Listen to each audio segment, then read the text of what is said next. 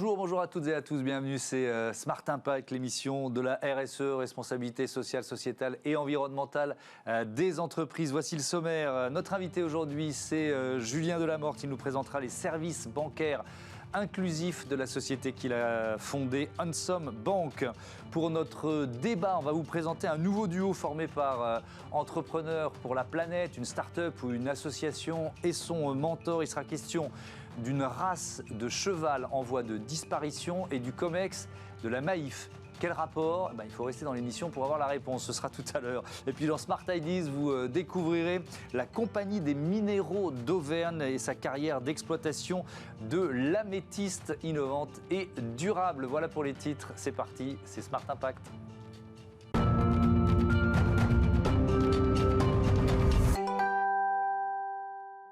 Bonjour Julien Delamorte, bienvenue. Bonjour Monsieur Hugues, merci de m'avoir invité. Vous êtes donc le président fondateur de Handsome Bank. Quand et surtout pourquoi vous l'avez créé ? Alors, tout simplement, donc oui, en effet, je suis le fondateur de Handsome. Quand et comment, pourquoi on l'a créé ? Tout simplement parce qu'on avait fait un constat que l'ensemble des produits et des services bancaires ne sont pas accessibles aux personnes en situation de handicap. Face à ce constat, sur plus de 200 produits et services bancaires, on a constaté que le premier service bancaire offert quand on ouvre un compte, qui sont les moyens de paiement, n'était encore moins accessible aux personnes en situation de handicap, et notamment aux personnes en situation de handicap de déficience visuelle, puisqu'en fait, ces personnes-là souvent tapent leur code à l'aveugle quand ils vont chez le commerçant avec la carte, ou ne peuvent pas avoir le numéro de la carte quand ils vont faire des paiements sur Internet. Et donc, on les a sondés, on les a questionnés, et on a fait un autre constat qui était que 9 déficients visuels sur 10 avaient été victimes de fraude, arnaque ou erreur, on va dire erreur aussi pour les commerçants qui sont de bonne foi, lors d'un paiement chez son commerçant, soit parce que le commerçant faisait surpayer, soit parce qu'il faisait repayer en faisant croire que le premier paiement n'était pas passé. D'où la raison d'être de Handsome aujourd'hui. Et donc, c'est quoi ? C'est une carte bancaire parlante, en quelque sorte, on peut dire ça comme ça ? Alors, le titre anglais, c'est Voice Card, donc en effet, on pourrait dire la carte de paiement parlante. Et en effet, nous, ce qu'on dit plutôt, c'est la carte de paiement connectée qui va permettre d'oraliser tout le protocole de paiement de façon plus claire. Concrètement, comment ça va se passer ? C'est à partir du moment où le porteur de cette carte va mettre la carte dans le terminal de paiement électronique, l'ensemble va se connecter avec le smartphone. Et le smartphone va prendre le relais pour oraliser tout ce qui est écrit sur le TPE, de façon à ce qu'un déficient visuel puisse entendre ce que nous, on peut lire sur le TPE. Et en fait, on s'est rendu compte qu'en faisant cette carte, on avait d'autres problématiques qui étaient résolues avec. Par exemple, on va parler des dyslexiques qui préfèrent l'oralisation que la lecture, les photosensibles qui ne lisent pas non plus sur les TPE. On va parler aussi des illettrés qui n'arrivent pas forcément à lire. Donc l'oralisation va leur permettre aussi de mieux comprendre leur protocole de paiement. On va parler aussi de nous-mêmes quand on va en Chine, si on ne parle pas le mandarin, avoir la traduction en français en instantané, ça peut nous rassurer dans nos paiements.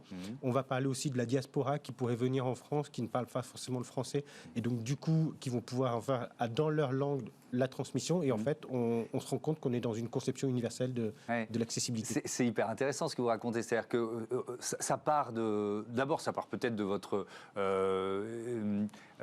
expérience personnelle. Vous étiez à la Société Générale. Enfin, vous avez vu à quel point la banque, et je ne dis pas seulement toutes les banques sont inadaptées.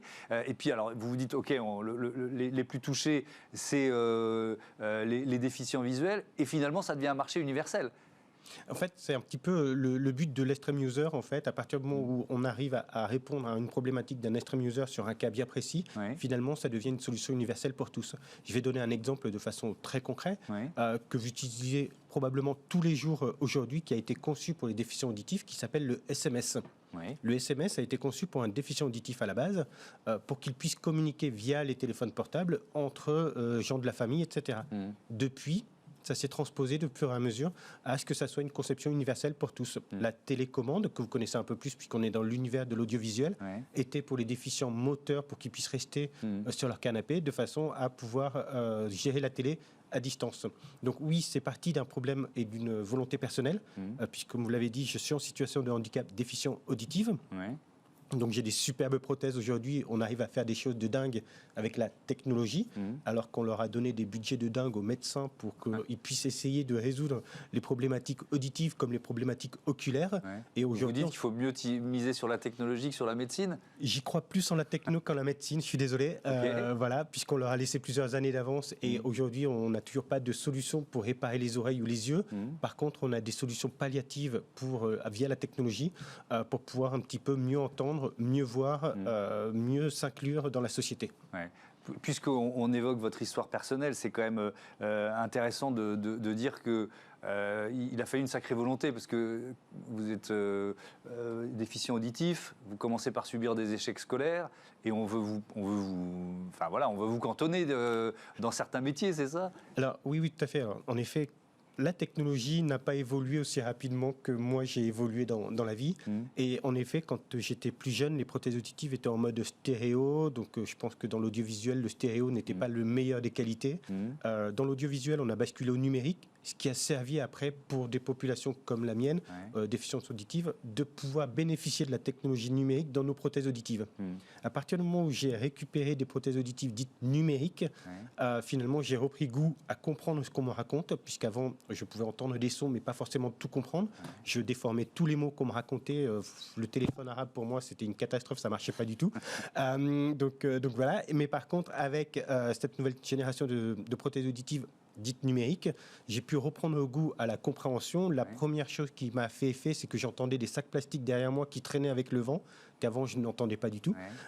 Et donc du coup, grâce à ça, j'ai pu reprendre le chemin de l'école, pas aussi facilement que je l'aurais voulu. Il a quand même fallu que je fasse pas mal de choses avec la force de la volonté. C'est que j'ai repris tout ça en alternance. Donc du coup, c'est déjà une première chose. J'ai pas repris une voie classique, mais vraiment tout en alternance. Et quand j'avais eu mon BTS par alternance en compta-gestion à l'époque, pour pouvoir basculer dans les diplômes, dans les études d'expert comptable sur le lycée de Gustave Eiffel à Bordeaux, c'était vraiment un vrai gap qu'il fallait avoir. Et à l'époque, je m'étais inscrit délégué représentant des élèves du lycée pour qu'après je puisse être bien vu par le directeur de l'établissement pour avoir ma place, pour pouvoir continuer. Mais voilà, sans ça, sans aide que j'ai pu avoir entre-temps, j'aurais pas forcément pu aller jusqu'au bout là-dessus. Et puis ensuite, diplôme, école de commerce, ESCP, et créateur et patron d'entreprise. Aujourd'hui, quel partenaire vous avez eu autour de vous? Je reviens à Handsome pour créer, pour commercialiser cette voice card, cette carte bancaire parlante. Il y a eu des partenaires technologiques, financiers, enfin voilà, vous n'avez pas fait ça tout seul non plus, quoi. Alors en effet, on a eu plusieurs partenariats. Alors on va pouvoir parler des différents partenariats en fonction des biais. Le premier, c'est un partenariat très fort stratégique au niveau industriel, puisqu'on est parti avec Gemalto qui est devenu et racheté par Thales entre-temps, sur lequel en fait sans eux on ne pourrait pas produire cette carte de paiement connectée qui est produite en France du côté de la Ciotat, dans le sud-est de la France. Donc déjà ça c'est un gros partenariat là-dessus industriel où en fait Thales a pris aussi de leurs propres moyens une bonne partie en fait de mise en industrialisation de cette solution. Le deuxième partenariat avec qui on est, c'est que la carte elle est brandée Mastercard et donc c'est un gros partenariat aussi avec Mastercard, commercial cette fois-ci, où en fait ils nous ont fait un gros asset financier pour un contrat commercial pour qu'on puisse développer et déployer cette solution au niveau France et voire même au niveau mondial.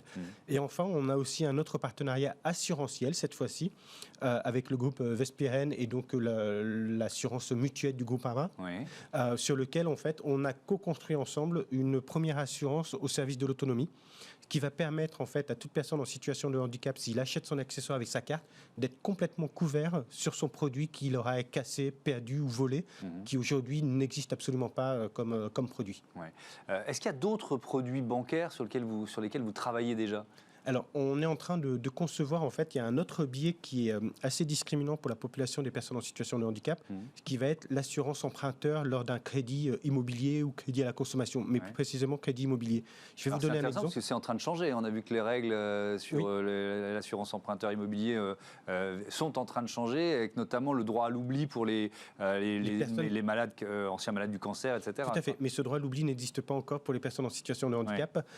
Pour donner un exemple, vous prenez un couple voilà, j'ai un exemple d'un couple, un qui est cadre depuis plus de 20 ans à la Société Générale et qui gagne très très bien sa vie. Et l'autre personne de ce couple, en fait, c'est sa femme, qui venait de prendre un nouveau CDI depuis seulement 2 ans et qui gagne 2 fois moins que lui. L'assurance emprunteur est 2 fois plus élevée pour le monsieur qui gagne 2 fois plus et qui travaille depuis 20 ans CDI parce qu'il est en situation de handicap que pour sa femme.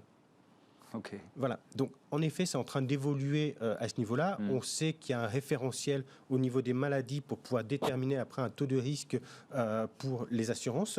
Cependant, le handicap est un biais puisqu'en fait, il est considéré comme maladie pour certains, mais pas maladie pour d'autres. Donc, il n'est pas référencé. Et les banques, en fait, ont la possibilité de mettre le taux maximal de l'assurance emprunteur. Qu'est-ce que vous êtes en train de proposer? Nous, on est en train d'essayer de travailler sur une assurance emprunteur qui va être vraiment en universalisme, c'est-à-dire qu'en fait, ça sera le même taux pour tout le monde, quel que soit en fait le biais maladie ou pas. On ne veut pas prendre en compte cette problématique de santé, parce qu'en fait, on estime que c'est discriminant pour pouvoir emprunter un bien immobilier. Merci beaucoup Julien Delamorte, merci d'être venu nous présenter Ensom Bank.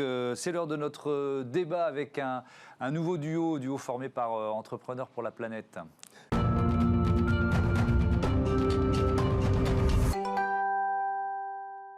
Entrepreneurs pour la planète, l'idée est simple, mettre en contact des créateurs d'entreprises à impact, des associations à impact et des mentors, des femmes et des hommes qui vont mettre leur expérience et leur réseau au service de ces projets pour les aider à passer à l'échelle. On avait reçu la fondatrice, Hortense Bataille, c'était fin mars, 2 autres binômes depuis. Et aujourd'hui, je vous présente Anaïs Théron, bonjour. Bonjour. Vous êtes entrepreneur engagé, consultante en stratégie et biodiversité, podcasteuse également. J'accueille également Jean-Louis Perrin, bonjour. Bonjour. Le directeur de l'association TAC. C'est quoi l'association TAC? Alors, c'est Association pour le cheval de Przewalski, oui. On peut le dire en une fois. Et TAC donc, s'intéresse depuis 30 ans à la sauvegarde d'une espèce particulière de cheval sauvage, un équidé, donc le cheval de Przewalski, qui a disparu de son aire naturelle d'origine, la Mongolie notamment, et qui depuis 30 ans s'occupe de réintroduire ces chevaux disparus à partir de populations nées en captivité et réhabituer à la vie sauvage en Lozère. En Lozère, donc vous travaillez là-bas et vous en êtes où? C'est quoi aujourd'hui cette association? Ça représente quoi? Voilà, alors ça représente 30 ans d'expérience sur la conservation d'une espèce, laissée libre sur un pâturage de 400 hectares en Lozère. Et aujourd'hui, nous sommes dans une phase de transition, c'est-à-dire ces 30 années ont été soutenues par un mécène privé qui aujourd'hui se désengage en nous accompagnant vers un modèle économique nouveau pour justement nous laisser suivre ce projet de façon autonome. D'accord. Alors quel rôle vous avez joué, Anaïs Théron, auprès de Jean-Louis Perrin et de l'association TAC? Eh bien, je pense qu'il y en avait plusieurs. Déjà, un premier rôle, je pense que ça a été de prioriser comment aller sur ce nouveau chantier, sur cette nouvelle transformation, parce que c'est pas facile de passer d'un modèle associatif à un modèle entrepreneurial, à associer les deux, à aussi devoir être dans une nouvelle ère, d'aller chercher un développement aussi plus économique, plus large, etc., tout en gardant et en conservant des valeurs. Donc il y avait vraiment ce travail de priorisation. Ok, quelle méthodologie on met en place pour y arriver? Quels sont les grands axes de travail? Il y en avait un premier, c'était vraiment au niveau communication. Quels sont les grands messages qu'on fait passer d'un point de vue RH? Comment est-ce qu'on engage les différentes personnes et les parties prenantes avec des valeurs fortes et une mission forte? Et puis après aussi, d'un point de vue économique et partenarial, comment est-ce qu'on met en place une stratégie de développement qui garantit l'intégrité et les missions fortes de TAC auxquelles j'adhère entièrement. Et alors, qu'est-ce que vous êtes en train de mettre en place? C'est quoi? C'est des stages, des événements, C'est des séjours thématiques. En fait, l'idée, ça a été de se dire avec Jean-Louis, comment est-ce qu'on peut ouvrir TAC à des nouveaux publics, à des nouvelles cibles? Comment est-ce que la mission TAC, elle peut rayonner de manière beaucoup plus large et donc en maximisant son impact. Et donc on s'est dit effectivement que les séjours thématiques immersifs, c'était une bonne manière d'arriver à la fois à concilier le monde de la conservation et la médiation scientifique et la sensibilisation au grand public. Donc on s'est dit les séjours, c'est une bonne manière, un bon vecteur pour y arriver. Donc concrètement, on s'est dit quelle thématique adresser, quelle cible adresser à la fois du grand public, à la fois des professionnels, et puis comment est-ce qu'on met ça en place aussi d'un point de vue commercial. Comment est-ce qu'on apporte le message, à quelle cible, par quels canaux. Donc il y avait aussi toute cette approche un peu stratégique qu'on a développée ensemble pour arriver à cette nouvelle mission, à ce nouveau chemin de TAC. Ça fait combien de temps que ce mentorat a commencé? Ça fait 1 an, un peu plus d'1 an, ouais. Un peu plus d'1 an. Qu'est-ce que ça vous a apporté? Qu'est-ce que vous cherchiez finalement avec ce principe de mentorat? Alors, moi, j'ai découvert Anaïs, d'abord. C'est déjà ça. Donc, ce que ça m'a apporté, c'est vraiment un sas de bien-être professionnel. C'est-à-dire, c'est une bulle personnelle pour pouvoir m'isoler, mais avec Anaïs, discuter, prendre du recul sur tous ces enjeux, ces événements aussi, puisqu'on a une activité très très riche lorsqu'on se lance dans ce genre de transition, de mutation, à la fois faire le lien entre l'histoire et le futur de l'association, comme tu disais, intégrer aussi les équipes, et aller chercher des nouveaux partenaires. Donc moi j'avais besoin de ce recul et cette vision perçante et très rapide de la situation. Voilà. Parce que c'est vous qui décidez de faire le pivot, de passer du monde associatif à un monde... Alors c'est l'association. Ouais. Moi je participe justement à ce pivot. Pourquoi vous prenez cette décision? Alors il faut demander ça aux mécènes. En fait, c'est simplement que le mécène a dans son optique justement d'intégrer la société aussi, les pouvoirs publics probablement, et le monde sociétal dans la mission de l'association. Donc c'est un rapprochement, on va dire, privé-public. Et donc vous vous retrouvez face à un défi d'une certaine façon, et vous vous dites tout seul, ça va être un peu plus compliqué, quoi. C'est ça, vous avez besoin vraiment d'un regard extérieur? Alors c'est pas seulement parce que ça va être compliqué, je pense que c'est réellement maintenant dans les missions de l'association de s'ouvrir vers un public plus large et pas seulement de s'intéresser à une espèce en voie de disparition, mais bien de s'appuyer sur une expérience liée à la protection de l'environnement et de la biodiversité pour déployer des messages auprès de professionnels et du grand public. Anaïs Théron, ce qui est intéressant dans votre binôme, quand on en a discuté avec Entrepreneurs pour la planète, qui nous propose des binômes, ils nous ont dit que c'est du reverse mentoring. Donc c'est-à-dire que dans ce que vous apportez votre expérience, et on l'a bien compris, mais vous puisez aussi dans ce que vous faites des idées pour ensuite votre métier. C'est quoi votre métier? Expliquez-moi. Alors mon métier, c'est de designer des programmes stratégiques pour des dirigeants et des dirigeantes, que ce soit des COMEX de grands groupes, que ce soit des startups, que ce soit des individus, pour leur permettre de prendre des décisions éclairées. Et donc forcément, dans un contexte comme celui-ci, avec des challenges environnementaux forts, forcément, ça m'apporte énormément ce binôme, parce que je me rends compte, et je m'en étais déjà rendu compte, je suis déjà engagée de base, mais ça n'a fait que renforcer mon engagement, je me rends compte que aujourd'hui, on a une approche des sujets environnementaux qui sont très intellectuels, très scientifiques, et c'est essentiel, c'est important pour le sujet. En revanche, il faut, je pense, le complet avec un aspect très concret, très sensible, très expérimental, et être en binôme avec quelqu'un qui est sur le terrain de la biodiversité, qui œuvre pour la protection de la biodiversité, qui met en place des programmes, qui parle avec des partenaires, ça ne vient que renforcer cet engagement-là. Et je pense que ça, c'est des éléments que je peux aussi partager avec mes différents clients et clientes, parce qu'eux sont des positions des décisionnaires. Et donc, il faut leur apporter aussi cet insight-là d'engagement pour après qu'ils soient en mesure et qu'il y ait cette espèce de prise de conscience aussi pour mettre en place des stratégies environnementales qui soient à la hauteur des enjeux actuels. Oui, et c'est pour ça que je faisais un raccourci dans les titres en disant d'une race de cheval en voie de disparition au COMEX de la Maïf, parce que la Maïf fait partie de vos clients. C'est quelle taille d'entreprise quand on parle de COMEX, ça peut être de grands groupes à des startups? Tout à fait, ça peut être de grands groupes, ça peut être aussi des startups, parce que je pense qu'au niveau de l'impact, les associations et les startups ont un impact considérable et sur le terrain, donc forcément elles ont aussi besoin d'accompagnement, et c'est aussi pour ça en fait que je me suis tournée vers Entrepreneurs pour la planète et qu'on a matché avec Jean-Louis, parce qu'en fait aujourd'hui les assos elles ont un rôle considérable, mais elles manquent de compétences, elles n'ont pas forcément de temps, d'énergie, les compétences professionnelles qu'on peut trouver dans certains mondes du travail, parce qu'elles n'ont pas le temps de les développer, elles sont sur le feu. Et donc forcément je me suis dit, j'ai envie d'apporter ces compétences-là pour un projet qui a du sens, qui est complètement en lien avec mes valeurs et mes convictions sur le vivant. Ouais.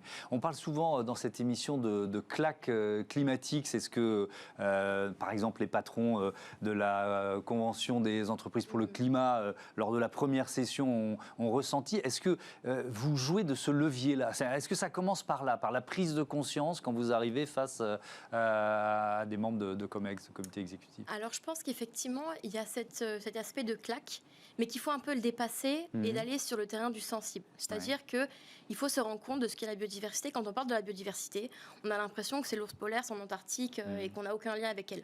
En fait, la biodiversité, elle est dans tous les endroits de notre vie. Elle est au moment où on est en train de respirer. Vous allez sûrement boire un verre d'eau, c'est de la biodiversité.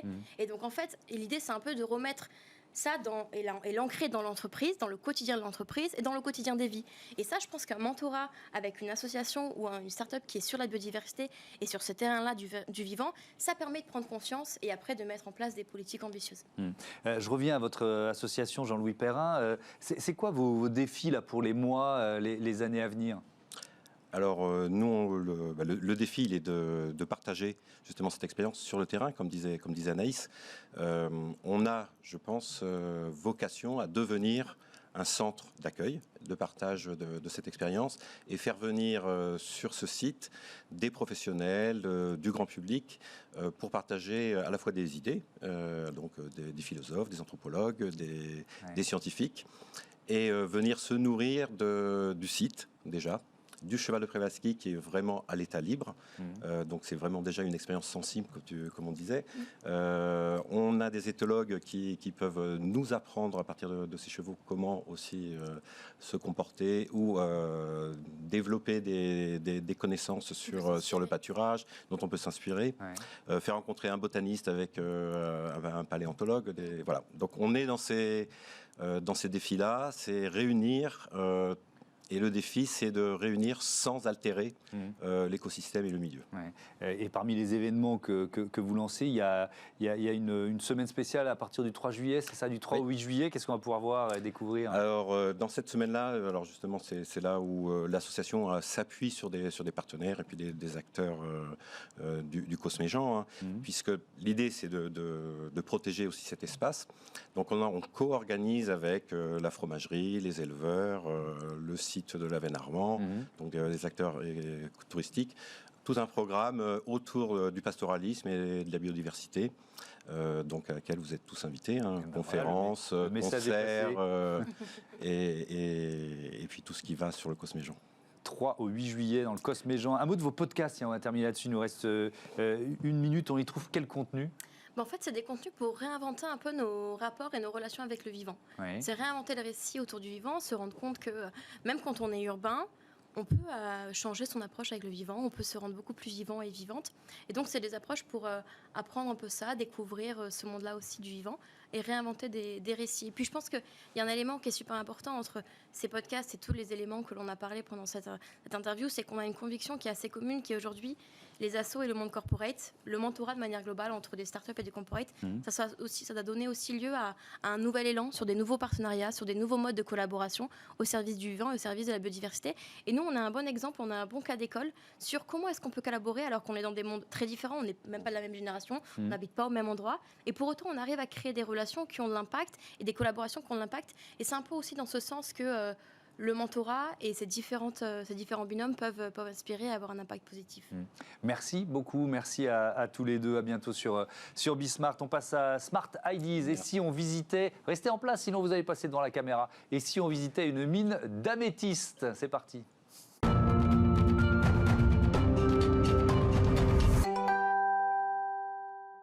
Bonjour Mathieu Moulin. Bonjour. Bienvenue, vous êtes le directeur général de la Compagnie des minéraux d'Auvergne, la Comino. Vous l'avez créée avec Nicolas Léger en mars 2018. C'était quoi le point de départ ? Il y avait déjà une idée d'exploiter une mine, une carrière spécifique ? Alors oui, tout à fait. En fait, l'idée de départ, elle est un peu antérieure à ça. Elle est liée à la rencontre de 3 facteurs au final. Déjà, ma rencontre avec Nicolas Léger, qui aujourd'hui est mon associé et président de la Cominov. D'autre part, notre passion commune pour les minéraux, et notamment les minéraux français. Et en fait, en troisième point, la géographie des lieux en fait, et la géologie des lieux, puisque au sein du Massif central, on a une richesse minéralogique qui est juste phénoménale dans un espace au final géographique très restreint.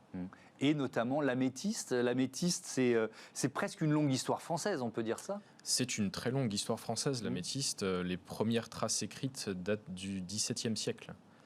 Ouais. D'exploitation. Des traces d'exploitation, tout à fait, en fait. Alors, il y a eu plusieurs périodes sporadiques, en fait, d'exploitation, dont, effectivement, depuis le début du XVIIe siècle. Il y a eu, par la suite, une période d'essor, on va dire, un peu plus importante et qui a eu plus de renom, toute fin du XIXe et début jusqu'à moitié du XXe siècle, en fait, avec la taillerie de Roya, qui était un haut lieu, on va dire, de l'art lapidaire, en fait, en Europe, et la plus grosse taillerie française à l'époque. Et donc, votre défi, ça a été de recréer, finalement, finalement une exploitation, de recréer une mine? Alors, c'est pas encore tout à fait fait, mais c'est ce qu'on vise, effectivement. C'est de reprendre, en fait, ce savoir-faire et cette extraction, ce passé extractif avec ce patrimoine donc, culturel, historique et géologique, en fait, dans un modèle modernisé, en fait, et optimisé. Oui, et avec une promesse aussi de durabilité. Pour l'instant, c'est une micro-carrière, c'est ça? En fait, voilà, on a sur ce projet, en fait, deux grands objectifs. On a d'une part, effectivement, comme on le mentionnait tout à l'heure, relancer l'exploitation d'une matière minérale avec un passé important, en fait, régional. Et d'autre part, on a également lancé un site pilote avec un modèle d'exploitation, d'extraction et de transformation, en fait, repensé et optimisé au maximum, ce qui permet d'aller au sein de l'univers de l'industrie extractive, en fait, vers plus de durabilité. Donc ça veut dire quoi? Ça veut dire, je sais pas, zéro déchet, ça veut dire moins de consommation d'eau, d'électricité, c'est quoi les pistes? Effectivement, on va chercher, en fait, à utiliser au maximum l'ensemble des matériaux qui sont extraits, que ce soit le matériau principal visé, alors ici l'améthyste, ou antérieurement, ce qui se faisait, c'était on cherchait une qualité minimale, on va dire, d'améthyste, et donc il y avait environ 80% de déchets qui étaient simplement laissés sur place. Aujourd'hui, on vise une exploitation à 100% de la matière, c'est-à-dire que ça nous a amené derrière à travailler et à chercher des débouchés, des traitements et des sous-marchés spécifiques, en fait, pour chaque qualité.